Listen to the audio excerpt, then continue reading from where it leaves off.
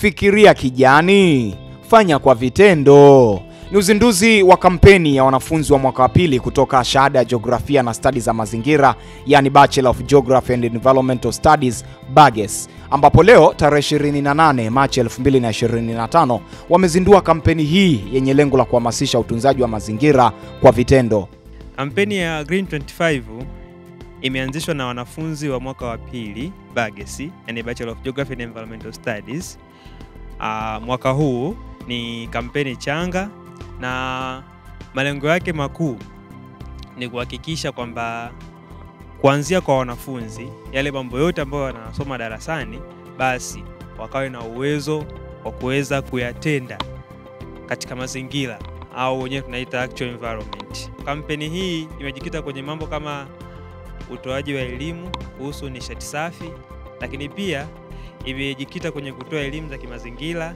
Kama tunavyojua katika jiji letu la Dodoma inahitaji kukijanishwa. Kwa hiyo kampeni hii pia ina programu mbalimbali zenye ubunifu za upandaji wa miti na kuitunza.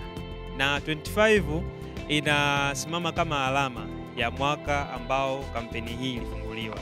Kwa imefunguliwa mwaka huu na leo ndio siku ya uzinduzi wake. Kwa hiyo tukaita Green 25 ili iwe alama na kwamba ni kampeni ambayo imeelekea kukijanisha sasa jiji letu la Dodoma na chuo kikuu cha Dodoma kwa mwaka 2025, japo sio mwisho wake, ni endelevu.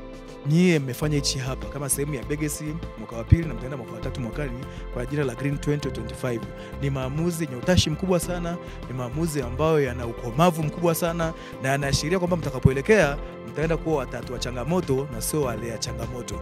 UDOM ni ya kwetu, mazingira ni ya kwetu, lazima tuweke katika nini mustakabali ambao ni nini, ni mwema. Nitakuwa heko kwa heko na nyie kufuatilia, kuratibu na kushauriana endapo mtakuja, na napenda mje, maana yake kushirikishana najua ni mengi. Hili nadhani la kwanza tu limeanza, lakini programu yetu iendelee nayo, tu scale up kwenye maeneo ambayo ta hotspot, kwa kwamba ni maeneo muhimu ya kujazia ili tuweze kuwa na kitu ambacho ni chema na chenye kumbukumbu nzuri. Itoshe kusema kwamba kwa kweli nimekuwa blessed sana, na nitapeleka jambo hili darani kama taarifa kwamba jamani, vijana wale wa mwaka wa pili wa BAGES sasa kumefanya nini, kumekucha.